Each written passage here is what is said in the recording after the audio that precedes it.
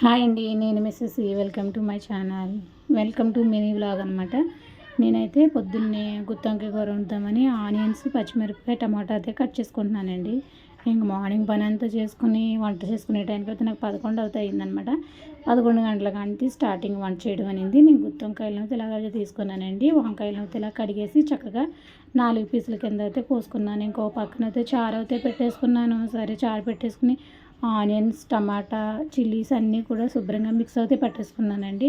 ఇలా అయితే మిక్స్ అయితే పట్టేసుకోవాలి. నేనైతే ఇలా మిక్సీ పట్టేసుకున్నాను. ఇలా మిక్సీ పట్టేసుకున్న దాంట్లో ఉప్పు, కారం, పసుపు అన్నీ కలిపేసుకోవాలి. కలిపేసుకుని అయితే మనం వంకాయ కోసిన 4 పీసుల్లోని వంకాయ ముక్కల్లో అయితే పెట్టేసుకోవాలన్నమాట. ఈ పీస్ని ఈ గ్రేవీని అయితే ఇంకా ఇలా పెట్టేసుకున్న తర్వాత మనం ఇట్లా అన్నీ వేసేసిన వాళ్ళని ఇంకా మనం ఏమీ అవసరం లేదు. చూసారా, మనం కొంచెం కొత్తిమీర, మసాలా వేసుకుని కూర అయితే దింపేసుకుంటే సరిపోతుందన్నమాట.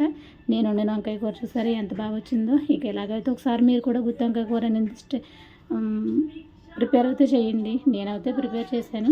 ఎలా ఉంది కూర అనేది నాకు కామెంట్ అయితే పెట్టండి. Please subscribe my channel. Thanks for